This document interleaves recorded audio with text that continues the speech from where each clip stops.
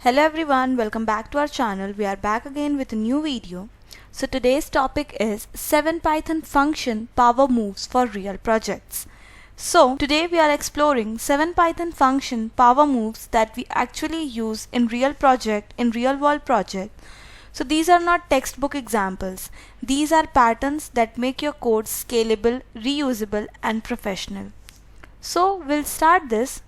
Moving on to the first one, which is a power move, is using type hints for clear and safe code. Okay, so let's understand how this works. So we'll create a function here.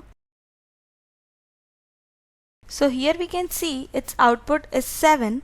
So type hints don't affect runtime. They improve clarity and help prevent bugs.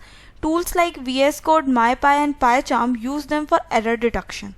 And how we use this in real world projects. So make teamwork easier and make large code base predictable, and we can reduce runtime errors. Okay, so now we'll move on to the second one. So second one is using default immutable argument. So for this we'll create a function. So default mutable argument like list dictionary causes bugs.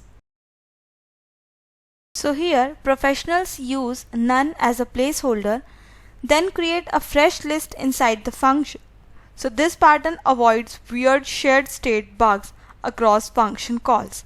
It is very essential in real backend API or app code. So we'll see its output. So here we can see its output. It is essential in real backend API and app code also. And now we'll move on to the third one. So the third one is using higher order function. So here we'll create a function. So here we can see a higher order function is one that takes another function as input. It is widely used in data transformations, callback system and functional pipelines.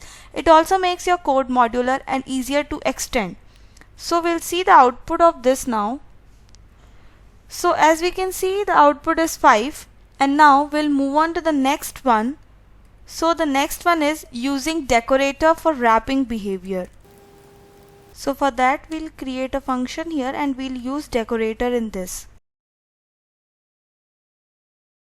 So here in this code we can see decorator lets you wrap functionally around another function, which is very much useful in logging, authentication, error handling and caching. So this is one of the most powerful real world patterns in Python. It is always clean, elegant, reusable and a professional grade system. So now we'll see its output. So here we can see the output of this, and similarly now we'll move on to the next one. So the next one is using argument and keyword argument to build flexible APIs.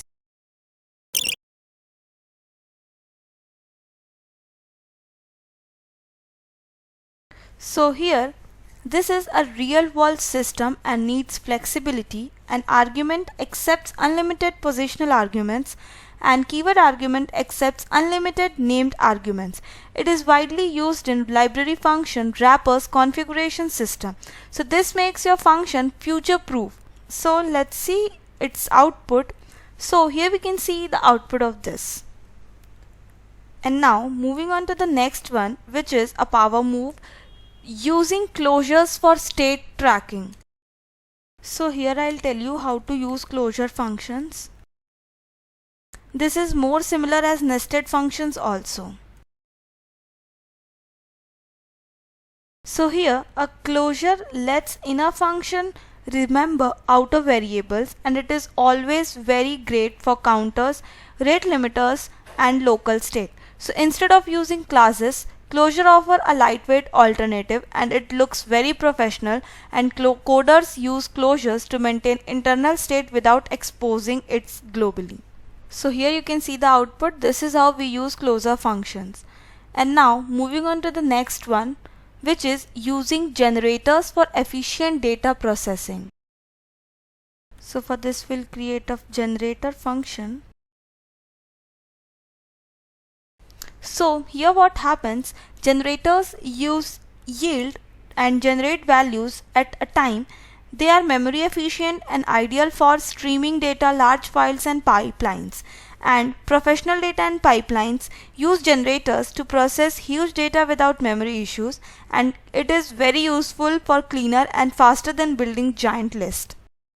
So let's see its output.